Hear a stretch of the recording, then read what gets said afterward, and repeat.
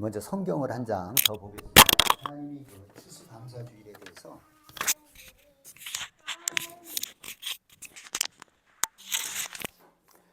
하나님이 추수감사주일에 대해서 어떻게 우리에게 말씀하고 있는지 그 성경을 한번 보겠습니다. 신명기 16장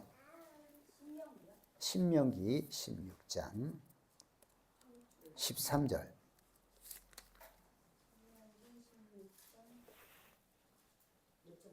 13절이요. 이 성경을 한 절씩 우리 교독을 하겠습니다.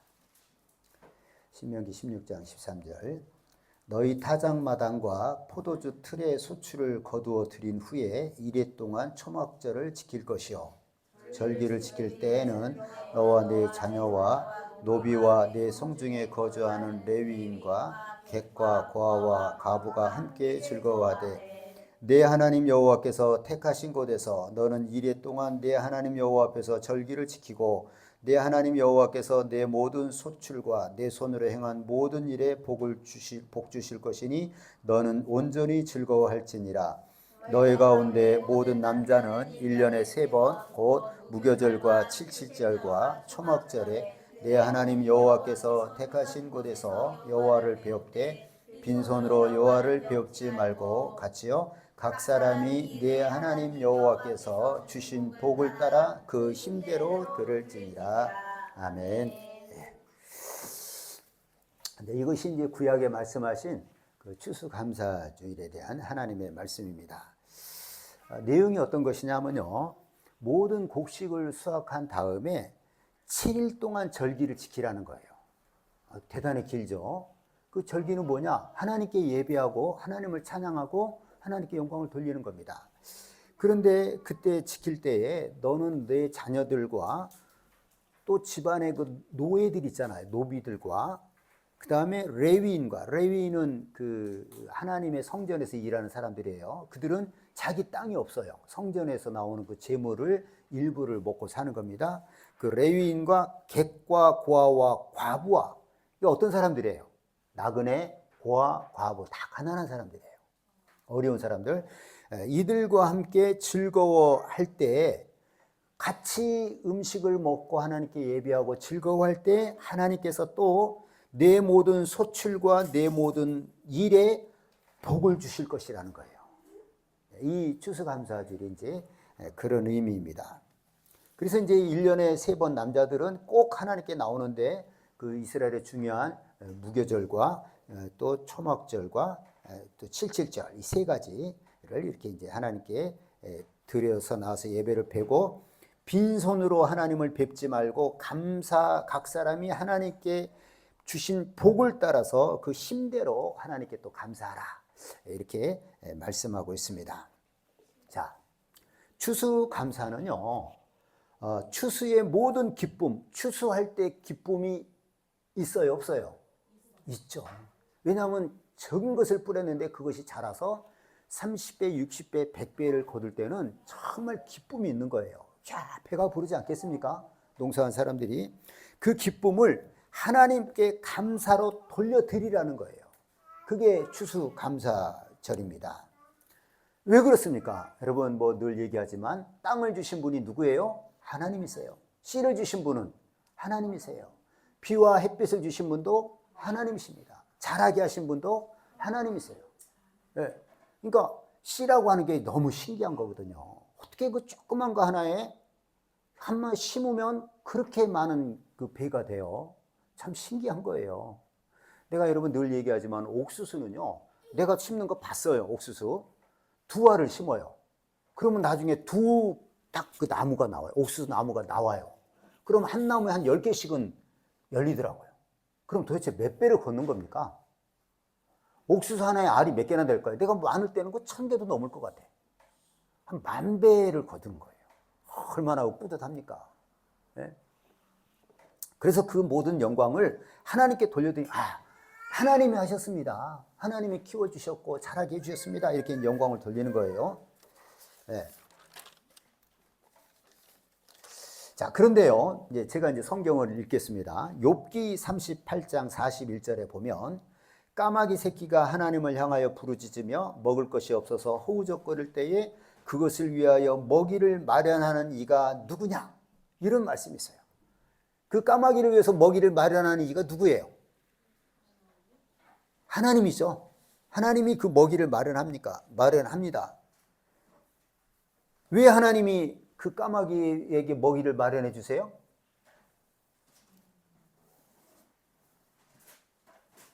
하나님이 만드셨으니까. 하나님이 만드셨어요. 만드셨기 때문에 까마귀가 먹을 것이 없어서 허우적거릴 때 하나님이 그걸 보시고 먹이를 마련해 주신다는 거죠. 그 다음에 시편 104편 21절에 보면 젊은 사자들은 그들의 먹이를 쫓아 부르짖으며 그들의 먹이를 하나님께 구하다가, 여러분 봐보세요. 성경에는 참 이상한 희한한 말씀도 있어요. 젊은 사자들이 먹이를 쫓아 부르짖으며 그들의 먹이를 누구한테 구해요? 하나님께 구한다는 거예요. 이거 우리가 좀, 아니 사자가 하나님을 어떻게 알아요? 근데 본능적으로 누군가에게 구하는 거예요. 왜냐하면 사자가 정확히는 모르겠는데 사냥을 시도할 때 그 성공률이 한 20%밖에 안 된다라고 알고 있어요. 그러니까 10번에서 8번이 실패하는 거예요. 힘들어요. 먹고 살기 힘들어요, 사자도. 그래서 먹이가 없을 때는 막 부르짖는다는 거예요. 누구한테? 하나님께. 왜 하나님께 부르짖어요? 하나님이 만들었으니까. 하나님이 만들었으니까. 하나님이 창조해 주시기 때문에 하나님께 구한다는 것입니다.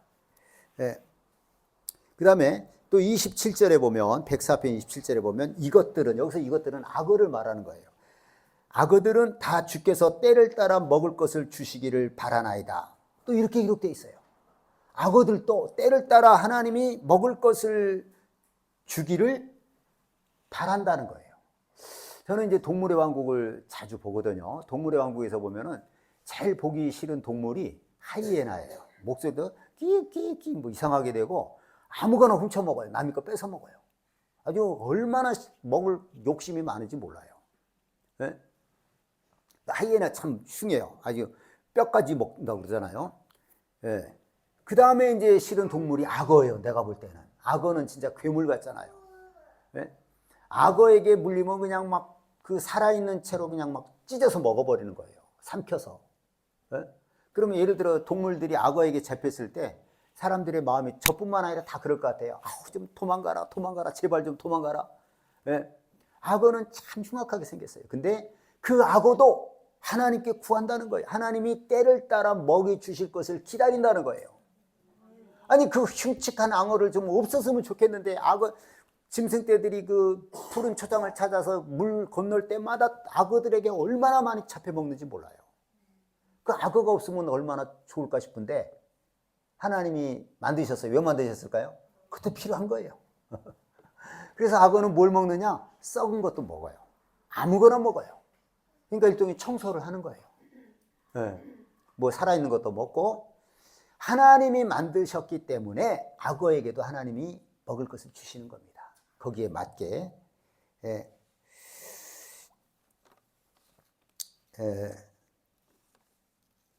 이제 아까 우리가 읽은 그 145편 15절 16절은요. 모든 사람의 눈이 주를 앙망하오니 주는 때를 따라 그들에게 먹을 것을 주시며 손을 펴사 모든 생물의 소원을 만족하게 하시나이다. 하나님은요, 모든 사람이 눈이 하나님을 앙망한다는 거예요. 하나님 우리 먹을 것 좀 주세요. 그러면 하나님께서 그들에게 먹을 것을 주시고 또 손을 펴사 모든 생물의 소원을 만족해 하신다는 거예요. 모든 살아있는 동물들의 그 소원을 만족하게 해주신다. 살아있는 동물들의 소원은 뭘까요? 살아있는 동물들의 소원이 뭐예요? 네? 맞아요. 우리 주일학교 애들한테 물었더니 누가 천국 가는 거예요 그러더라고요.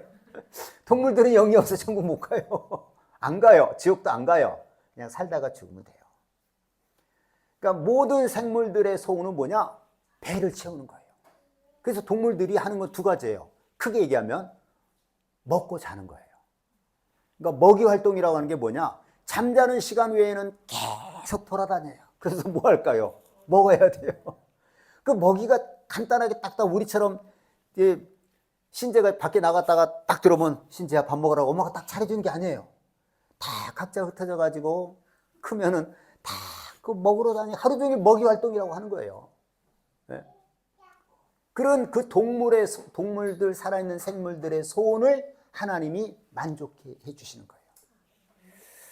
우리 여러분 먹이사슬이라고 하는 게 있잖아요. 여러분 그거 보면 난 너무 신기해요. 바다 안에도요 수많은 먹이사슬이 있어요. 근데 먹고 먹히면서 다 살아가는 거예요. 이 땅이 땅에도 마찬가지입니다. 네? 그러니까 하나님이 다 먹이시는 거예요. 그 물수리 같은 거 이런 거 보면요 높이 있던 그 뭐 독수리 비슷한 것이 땅 물속으로 팍 들어가서 물고기를 채가지고 올라와요. 그들의 눈에는 보이는 거예요. 그 물고기가 물속에 있는 물고기가 보여요. 네? 땅 위에 있는 씨도 보이는 거예요. 새들에게는. 그래서 먹는 거예요. 하나님이 다 먹여주시는 겁니다. 참 신기하죠. 네? 그 시편 136편 25절에 보면요 모든 육체에게 먹을 것을 주신 이에게 감사하라 그 인자하심이 영원함이로다. 또 이렇게 기록되어 있습니다. 그러니까 여러분 모든 생물의 생명과 모든 사람의 목숨이 다 하나님의 손에 있는 겁니다. 하나님이 다 먹여주시는 거예요. 왜 그래요? 하나님이 만드셨기 때문에. 하나님이 만드셨기 때문에 동물들도 다 살아있는 것 동물들 먹여주시고 사람들도 먹여주시는 것입니다. 그리고 욥기 12장 10절에 보면요 모든 생물의 생명과 모든 사람의 목숨이 다 그의 손에 있느니라. 모든 생물의 생명, 모든 사람의 목숨 다 누구 손에 있어요? 하나님의 손에 있는 거예요. 하나님이 먹여주시고 길러주시는 거예요. 하나님이. 그분이 만드셨기 때문에 그런 겁니다. 네. 이제 시편 95편 7절에 보면 그는 우리의 하나님이시요 우리는 그가 기르시는 백성이며 그의 손이 돌보시는 양이기 때문이라. 우리는 뭐냐? 하나님의 기르시는 백성이며 하나님의 손이 돌보시는 양이에요. 그래서 우리는 그의 말에 순종하고 따라야 되는 겁니다. 그러니까 결국 모든 사람 우리들을 기르시는 분도 하나님이시고 우리를 돌보시는 분이 하나님이시라는 겁니다. 예. 여러분 사람은요 어떤 존재냐? 하나님이 기르시고 하나님이 돌봐주시는 존재입니다. 여러분 이것을 믿으십니까? 하나님이 사람을 길러주시는 거예요. 이 길러주시는 것을 우리가 기분 나쁘게 생각하면 안 됩니다. 예? 진짜 하나님 우리를 길러주시는 거예요. 우리를 돌봐주시는 겁니다. 사람은 스스로의 힘으로 사는 것이 아니라 하나님이 기르시고 돌봐주셔야만이 사는 거예요. 그게 사람이에요. 그래서 야곱이 뭐라고 그랬습니까? 야곱이 죽기 전에 그 아들들을 축복할 때 나의 출생으로부터 나를 기르신 하나님, 이렇게 하나님을 표현합니다. 요 야곱은 안 거예요. 하나님, 내가 그냥 거저 어떻게 뭐 속된 말로 굴러먹어서 산 것이 아니구나. 하나님이 나를 기르셨구나 하는 것을 아는 거예요. 그래서 나를 출생에서부터 나를 기르신 하나님, 이렇게 하나님에 대해서 이렇게 표현을 한 것입니다. 여러분, 그래서 우리가 이 추수감사주를 통해서 알 수 있는 것은 어떤 것이냐? 하나님은 모든 만물의 창조자가 되세요. 그래서 곡식도 길러주시고 모든 살아있는 동물들도 길러주시고 사람까지도 먹여주시고 길러주시고 돌보아 주신다라고 하는 것을 알아야 된다는 것입니다. 알겠죠? 하나님은 만물의 주인이시기 때문에 우리가 추수감사주를 통해서 곡식을 길러주시는 하나님이 모든 생물의 소원을 만족해 하시고 우리 사람들마저도 하나님이 길러주시는 거예요. 그분이 우리를 길러주신 겁니다. 그분이 우리를 길러주시지 않으면 우리는 못 살아요. 못 사는 거예요.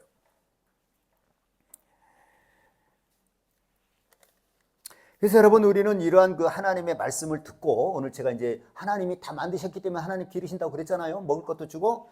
그 말씀을 듣고 만물을 보면서, 사람을 보면서, 아, 그렇구나, 하나님이 길러주시는구나 하는 깨달음과 믿음이 있어야 돼요. 하나님이 없이는 못 삽니다. 네? 하나님이 없이는 못 살아요. 근데 여러분, 우리 예수 믿는 사람은 어때요? 우리 예수 믿는 사람은 틀림없이 하나님이 나를 길러주신다라고 하는 믿음이 있어야 돼요. 내가 그냥 산 게 아닙니다. 내 힘으로 산 게 아니에요. 우연하게 내가 지금 오늘 여기에 와 있는 것이 아닙니다. 알겠죠? 뒤에 학생들, 용재. 네. 우연하게 여기로 온 게 아니에요.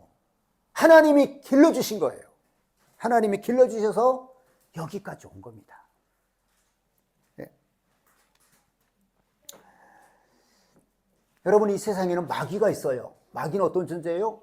도둑질하고 죽이고 멸망시키는 자입니다.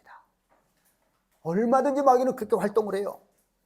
그런데 그 가운데서도 하나님 우리를 길러주신 거예요. 지금까지 길러주신 겁니다. 마귀가 우리를 도둑질하고 죽이고 멸망시킬 수도 있었어요. 그런 상황에서도 하나님 우리를 길러주신 거예요. 마귀가 우는 사자와 같이 두루 삼킬 자를 찾는 세상이 바로 그런 곳입니다.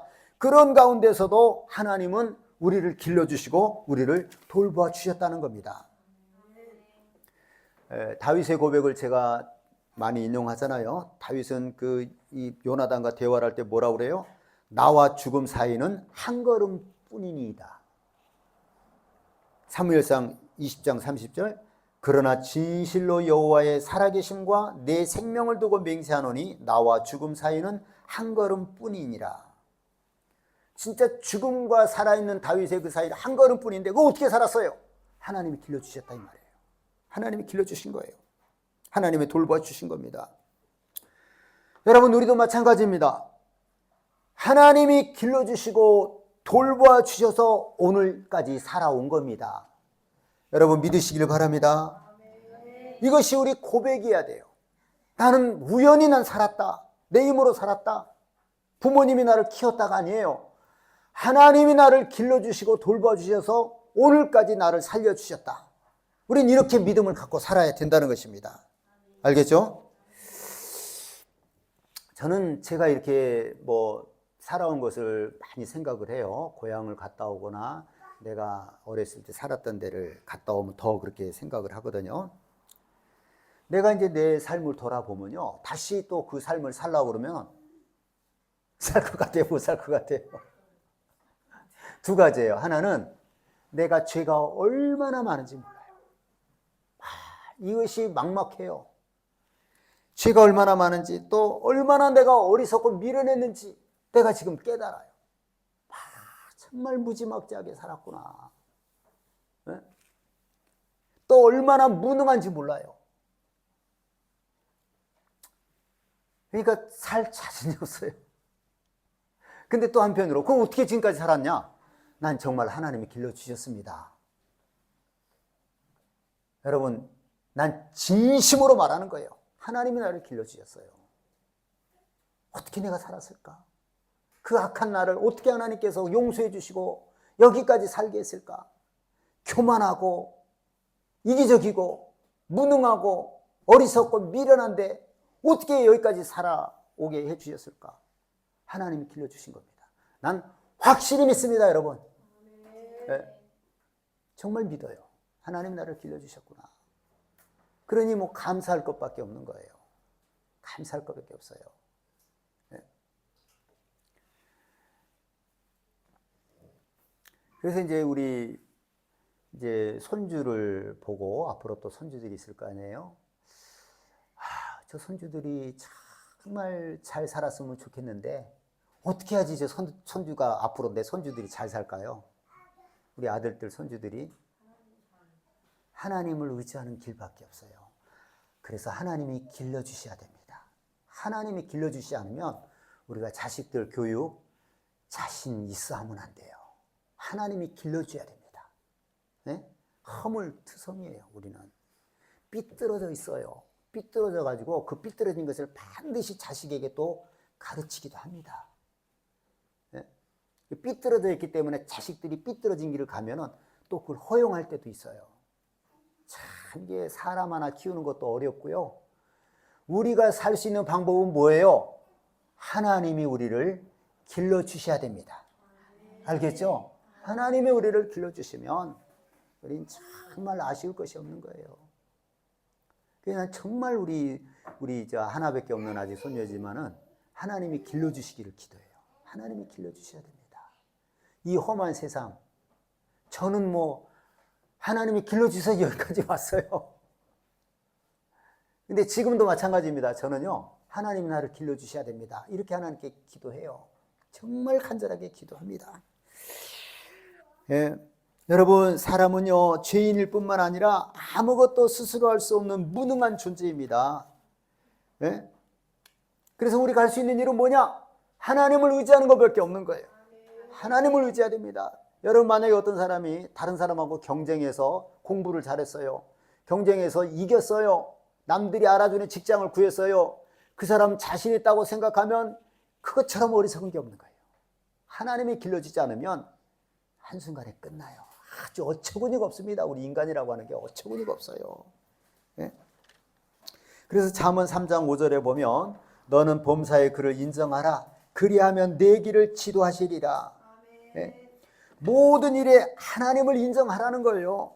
하나님을 인정하고 그를 의지하면 하나님께서 우리의 길을 지도해 주신다는 것입니다. 시편 127편에 보면 1절에 보면 이런 말씀이 있어요.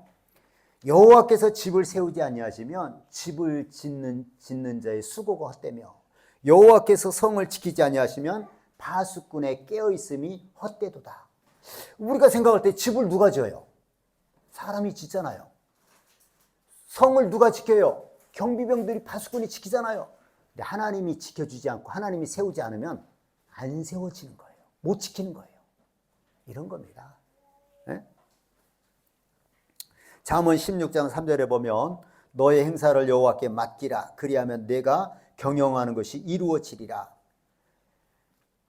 여러분, 사람은요, 어리석고 무능함에도 불구하고 자신만만해요. 정말 어리석습니다. 사람이라는 게 얼마나 어리석은지 모르죠. 네? 정말 어리석어요. 우리가 넘어야 될 난관이 한두 가지가 아닙니다. 우리 이제 젊은 세대들 앞으로 제가 볼 때 그래요. 어디에 중독만 안 돼도요, 사람 구실할 수 있어요. 중독만 안. 근데 중독될 것들이 너무 많아요. 네. 제가 전에 좋은 말은 아닌데 동네 사람 어떤 분에게 들었어요. 이제 우리가 잘 알고 지내면 남 얘기를 하더라고요. 그분이. 그러면서 저 사람은 부모님, 어머니에게 막 오지 말라고 자기 집에 소리를 지르는 사람이라는 거예요. 참 낙한 사람이죠. 그 사람 왜 그랬을까요? 왜 그럴까요? 세상이 너무 살기가 힘든데 그것을 그럴수록 우리는 어떻게 해야 돼요? 세상 사는 것이 힘들면 힘들수록 더 겸손하게 하고 더 성실하게 살고 더 진지하게 살고 이러면 되는 거예요. 근데 어떤 사람은 그것을 분노로 폭발시키는 거예요. 그리고 막 세상을 원망하는 겁니다. 그러다 보니까 거기에 부모도 들어가는 거예요. 어머니 오지 마세요. 막 그랬다는 거예요. 너무 힘들어서. 그게 뭐예요? 사람은 내 힘으로 못 사는 거예요. 네? 그래서 어떤 사람들이 힘들면 어떻게 해요? 그래서 마약을 하는 거예요. 또는 술을 빠지는 거예요. 중독자가 되는 겁니다. 중독자가 되는 거예요. 그 세상에 향락에 빠지는 거예요. 돈 가지고 막 이렇게 살아버리는 거죠. 우리 힘으로 못 삽니다. 알겠죠? 우리 뒤에 우리 학생들도 여러분 우리 힘으로 못 살아요. 알겠어요? 어떻게 해야 돼요? 하나님이 우리를 길러주셔야 돼요. 하나님이 길러주셔야 됩니다. 네? 16장 3절 잠언 너의 행사를 여호와께 맡기라. 그리하면 내가 경영하는 것이 이루어지리라. 사람은 이 어리석고 무능함에도 불구하고 자신만만합니다. 하지만 하나님께 우리의 모든 것을 맡길 때 오히려 더 좋은 결과가 일어나는 거예요. 네? 여러분 저는 나름대로 그래도 그 주의 종이라고 하나님 말씀대로 순종하고 이렇게 살아오지 않았습니까? 그런데 제가 하나님께 다 맡기겠어요? 안 맡기겠어요? 너의 경영을 다 맡겨라. 범사에 하나님을 그를 인정하라. 이 다 제가 할 수 있어요, 없어요? 너는 범사에 그를 인정하라. 그리하면 내 길을 지도하시리라. 내 모든 걸 하나님을 인정하고 살면 하나님 내 길을 지도하시고 너의 행하는 모든 일을 하나님께 맡기라. 그리하면 네가 경영하는 것이 이루어지리라. 제가 다 하나님을 인정하고 100% 하나님께 내 행사를 맡기겠습니까? 안 맡기겠습니까? 사람은 다 자기 생각이 있는 거예요. 저희도 마찬가지입니다. 어떤 것은 하나님께 구해요. 그렇지만 어떤 거는 이거는 이렇게 해야지 하고 딱 이미 결론을 맺고 있는 거예요. 근데 제가 그렇게 하면 안 되겠다는 생각을 갖는 거예요. 그렇게 살아서는 안 되겠다. 이게 내 생각이 옳다라고 생각하는 거예요. 뭔가 하나님 말씀은 그게 아닌데, 그래서 하나님께 정말 나를 내려놓게 해주세요. 나를 내려놓고 정말 하나님께 맡기고 하나님께 구하고, 다윗은 그게 위대한 거예요. 다 하나님께 기도한 거예요. 응? 이건 이렇게 해야 되겠다 그렇게 마음먹은 적이 없어요. 근데 나는 보니까 내가 마음먹은 것이 있더라고요. 나 이건 이렇게 해야 되겠구나. 하나님께 물어봐야 되는데, 그래서 하나님 나를 길러주셔야 됩니다. 나를 인도해 주셔야 됩니다. 내가 내려놓게 해주세요. 내려놓게 해주세요 그러는 거예요. 내 생각을 내려놓고 내 모든 그 계획과 이런 것들을 내려놓고 하나님의 인도를 받게 해주세요. 하나님을 의지하게 해주세요. 이렇게 기도한다는 겁니다. 네? 지금까지 내가 살아온 것이 하나님이 나를 길러주신 것이고, 또 앞으로도 내가 평탄한 삶을 살려면 어떻게 해야 돼요? 하나님께 내려놓고 하나님 나를 길러주세요. 이렇게 기도해야 된다는 겁니다. 여러분도 모두 마찬가지입니다. 그렇죠? 지금까지 하나님 우리를 길러주셨지만 우리 앞으로 살아갈 때도 하나님이 우리를 길러주셔야 되는 거예요. 그분이 나를 붙들어 주셔야 되는 겁니다. 아시겠죠? 우리 이렇게 기도할 수 있기를 바랍니다. 네, 솔로몬은요 1000번제를 드렸어요. 그랬더니 밤에 꿈에 솔로몬에게 나타나셔서 네가 내게 무엇을 구하느냐 내가 들어주겠다 이렇게 하나님 말씀하셨습니다. 그때 솔로몬이 뭐라고 그랬어요? 종은 출입할 줄을 알지 못하는 작은 아이라. 출입을 못한다는 거예요. 그래서 내게 지혜를 주옵소서 이렇게 얘기를 한 거예요. 하나님이 그걸 기뻐 보시고 지혜와 부귀를 주신 겁니다. 예? 여러분, 만약에 솔로몬이 나는 출입할 줄을 모르는 작은 아이라 했을 때 하나님을 의지하겠어요, 안 하겠어요? 의지하는 거. 아니, 출입할 줄을 모르는 작은 아이인데 하나님을 의지할 수밖에 없잖아요. 우리가 그런 자세를 가지면 하나님을 의지할 수밖에 없습니다. 또 다윗은요 하나님 앞에서 자신을 뭐라고 그랬느냐? 내 영혼이 젖된 아이와 같도다 하였습니다. 여러분, 젖된 아이가 할 수 있는 게 뭐예요? 네? 엄마를 의지하는 것밖에 없어요. 우리가 하나님 앞에서 젖된 아이와 같다라고 하는 자세를 가지면 하나님을 의지할 수밖에 없어요. 하나님, 나는 아무것도 못합니다. 네? 이렇게 하나님을 의지할 수밖에 없는 거예요. 예수님 뭐라고 그러세요? 내가 스스로 아무것도 할 수 없노라. 예수님마저도 아무것도 스스로 할 수 없다고 했으면 우리가 그런 자세로 살면 어떻게 해요? 하나님, 나는 아무것도 스스로 못합니다. 하나님께 기도하고 묻고 하나님의 인도를 받을 수밖에 없는 거예요. 우리가 이런 자세로 살아가자는 것입니다. 아시겠죠? 하나님이 이제껏 우리를 길러주시고 돌봐주셨습니다.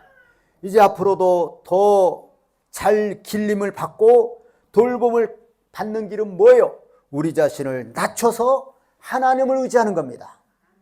아까 그 찬송 가사 중에 참 인상적인 가사가 있었어요. 뭡니까? 세월 지나갈수록 의지할 것 뿐일세. 아니, 이제 내 나이 됐고 굶지 않을 것 같거든요, 내가? 뭘로 봐도? 그러면은 이제 좀 덜 의지해도 되는 거 아닙니까? 보니까 세월이 지나갈수록 의지할 것밖에 없어요. 의지할 게 더 많아졌어요. 예? 그런 겁니다. 또 3절인가 4절에 보니까요. 생명이 있을 동안에 예수 의지합니다. 우리가 생명이 있어요? 뭐 해야 돼요? 하나님을 의지해야 됩니다. 생명 있을 동안에는 무조건 하나님을 의지해야 돼요. 그게 우리가 사는 길입니다. 할렐루야. 우리 이렇게 내게 생명 있다. 하나님을 의지하는 거예요. 알겠죠? 세월이 지나갈수록 뭐 하라고요? 자신만만합니까? 다 알아. 이제 나 세상 다 알아. 의지할 것밖에 없는 거예요. 그런 자세를 가지고 우리 하나님 앞에 의지할 수 있는, 의지하고 살아가는, 그래서 앞으로 우리 남은 생애가 하나님께 길림을 받고 돌봄을 받는 우리 모두가 되기를 예수님의 이름으로 축원합니다. 이 시간에 우리 말씀을 기억하면서 할렐루야 모르고 통성으로 기도합니다. 하나님, 나를 지금까지 길러주신 하나님 감사하고, 내 앞으로도 하나님이 나를 길러주시고 우리 자녀들을 길러주시고 우리 손주를 길러주시고 우리 모두를 길러주옵소서. 할렐루야. 동성으로 기도합니다. 할렐루야.